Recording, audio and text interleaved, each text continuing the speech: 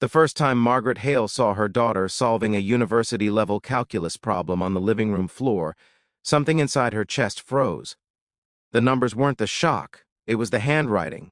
Neat, confident, not Emily's, and written at the bottom of the page, almost like a whisper of a secret, were two simple words: Mr. Reyes, if you believe in kindness and second chances, take a moment right now to like this video, comment, share it with someone who needs hope, and subscribe to this channel.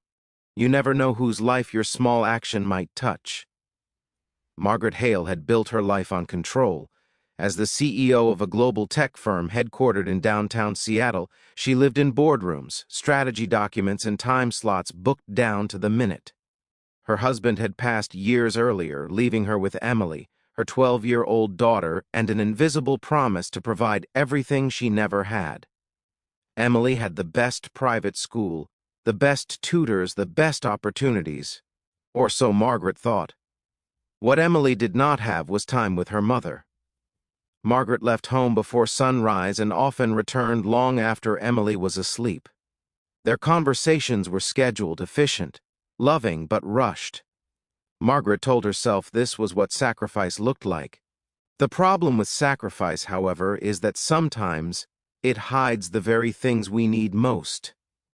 It began on a rainy Thursday evening. Margaret came home earlier than usual after a deal collapsed. She expected to find Emily in her room, likely scrolling on her tablet or struggling through homework she would later complain about. Instead, she found her sitting cross-legged on the carpet, pages of advanced mathematics spread around her like fallen leaves. Margaret paused in the doorway, unnoticed. Emily was explaining something out loud, not to anyone, just speaking the way children do when they finally understand something big. Her eyes were shining. The confidence in her voice startled Margaret. This wasn't the Emily who avoided math, who cried over fractions. This was a child who looked like she belonged in a university lecture hall. Margaret stepped inside. Emily jumped, startled, then smiled. She began talking rapidly about functions and limits and variables. Margaret nodded, though she understood very little of what was being said. When Emily ran to get a drink, Margaret finally noticed the handwriting. Mr. Reyes. The name meant nothing to her. Later that night, Margaret asked casually who Mr. Reyes was. Emily hesitated, then shrugged and said he worked at the building. She returned to her homework and said nothing more. Margaret let it go, but she did not forget. Over the next few weeks, Margaret began noticing changes in Emily. Not just in her grades, which skyrocketed, but in her posture, her mood, her confidence. Emily no longer said she was bad at math. She spoke of it like a language she finally understood. She spent less time anxious, more time curious. Margaret watched her daughter blossom in ways she had never seen before. And always, in the margins of Emily's work, was the same neat signature. Mr. Reyes. Margaret finally decided to find him. The company's headquarters employed over 400 people. Janitorial staff came and went at odd hours. Most executives didn't know their names. Margaret realized with an uncomfortable twist of guilt that she was no different. She arrived at the office early one morning and waited by the security desk. Eventually, she saw a man pushing a cleaning cart down the hallway. Medium height, silver in his hair, work uniform neatly pressed. Something about him felt calm, steady, like a lighthouse in a storm. She approached him and asked if he was Mr. Reyes. He froze. His eyes widened in the way of someone who has been caught doing something they aren't sure they're allowed to do. He nodded slowly. Margaret introduced herself. The word CEO landed between them like thunder. Mr. Reyes's shoulders stiffened. He expected to be fired. Instead, Margaret asked one simple question. Why are you teaching my daughter advanced mathematics? The hallway felt suddenly too quiet. Mr. Reyes didn't answer immediately. He looked at the floor, then back at Margaret. He told her everything. He explained that he had once been a university professor in his home country. Political unrest had destroyed the institution where he taught. He fled with his wife and young son, chasing safety, chasing hope.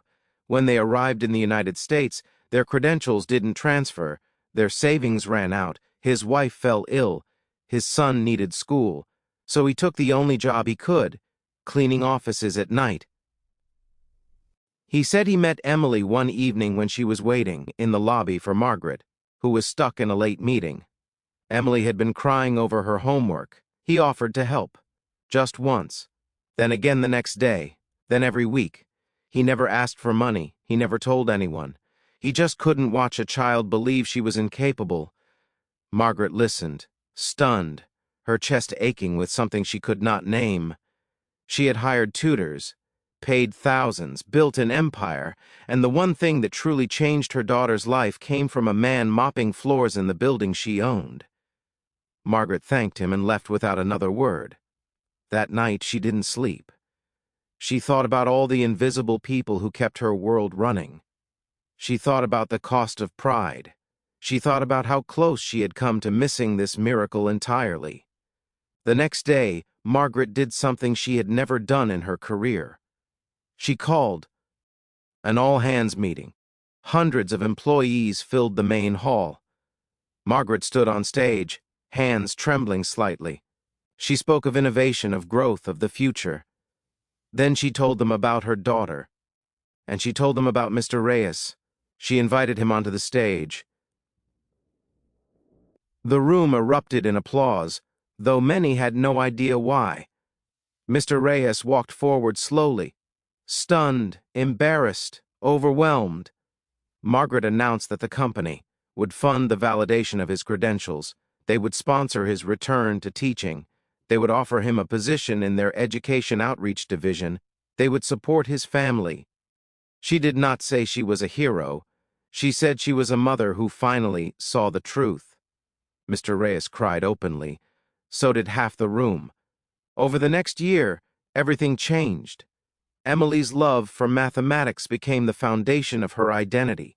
She entered national competitions. She won scholarships. She spoke of becoming an engineer.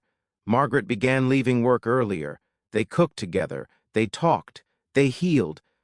Mr. Reyes returned to teaching. His wife recovered. His son graduated with honors. And Margaret learned that success without humanity is just an empty throne. Years later, Emily would stand on a graduation stage and thank the man who taught her to believe in herself.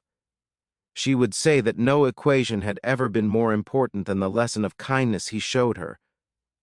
Margaret watched from the crowd, tears on her face, knowing her life had changed not because of a contract, a merger, or a deal, but because of a janitor who refused to let a child fail. If this story touched your heart even a little, please like, comment, and share this video with someone who needs hope today. Your support helps these stories reach the people who need them most. And before you go, leave a comment telling us what part of this story moved you the most. Your words matter more than you know. Somewhere right now, someone is quietly changing a life, and they don't even know it yet.